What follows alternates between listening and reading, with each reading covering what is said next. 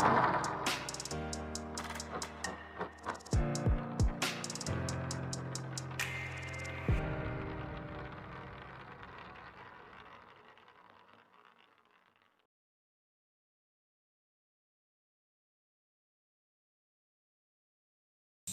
students,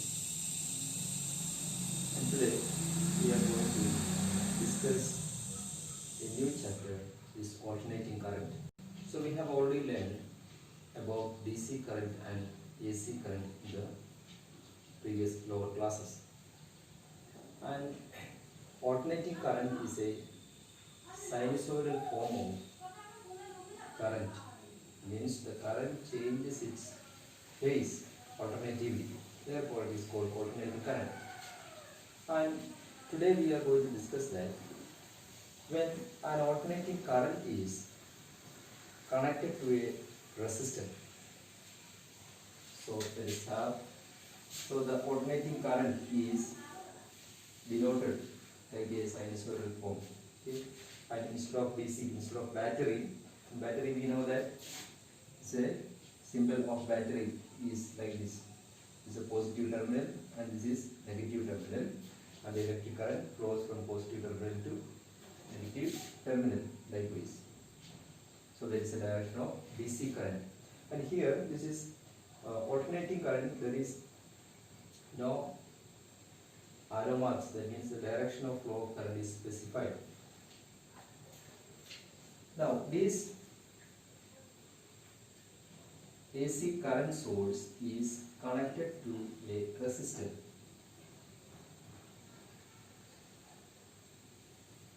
So then there will be a potential difference across this source, and that potential difference can be taken as the alternating voltage, and that value, the value of alternating voltage is given as V is equal to Vm into sin omega t, where Vm is the amplitude of the oscillating potential difference across this source. Omega is the angular frequency of that wave. And in order to find out the value of current flowing through this circuit or resistor, we apply the Kirchhoff's rule. Summation of into T is equal to 0. The summation of the total EMF, okay, the total EMF circulating through the loop is 0. The total potential difference V is Vm sin omega t is equal to, and this value, the potential difference across this circuit is equal to the current flowing through the circuit and the resistance I into R. Or we can write I is equal to, I can be write as, then R will be Vm divided by R, then sin omega t. In this equation, this resistance R is a constant value.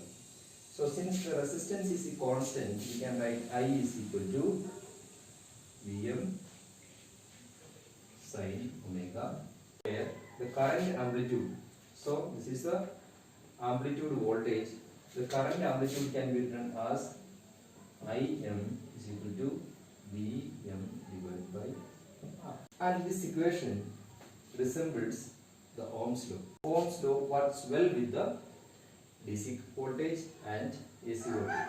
The voltage across a pure resistor is, then the voltage across a pure resistor, that is V and I, is a pure function of time. In these particular values, and we can understand that when Im is equal to, that is the current and voltage, alternating current and the alternating voltage, and both them have the same value at the same time. Both reach at the zero, and both reach at the maximum, and both reach at the minimum. So both they have the same value at the same time. We can say that here the current and voltage, both they are in the same phase. In a AC voltage, and this voltage is changing sinusoidally That means it changes its phase with time. The sum of the instantaneous voltage is the sum of the instantaneous current values over one complete cycle is 0. That means the average current is 0. Since the average current is 0 does not mean that the average power consumed is 0. That there is no dissipation of electrical energy.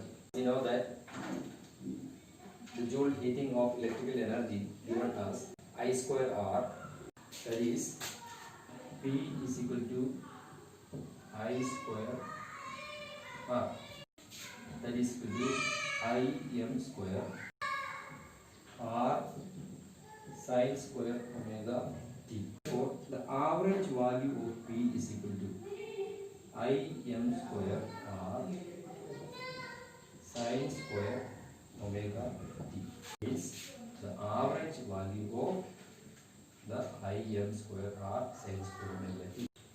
Then using trigonometric identity,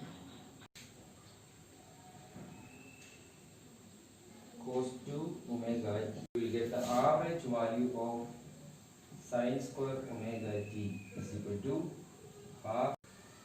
Average value of sine square omega t is equal to half. Thus, the average value of P is equal to half I m square R. In order to express the power in the same form as that of the AC, P is equal to I m R, that P is equal to I square R. A special value of current is defined. It is called root mean square value of current. It is denoted as I RMS, root mean square value of efficient current. It is defined by I is equal to square root of I square, and that is equal to square root of half I m square, that is equal to I m divided by root of. This is the value of root mean square value of current, efficient current. And on calculations, the value we can get as approximately 0.707 IL. The same way we can define as the RMS value of voltage too. So that is V is equal to square root of Vm, that is equal to square root of half Vm square. V is equal to Vm divided by root 2, 0.707 Vm. Here the relation between the voltage and current is same as that of the DC current, as we get V is equal to I into R. So this is the value of AC voltage applied to a resistor.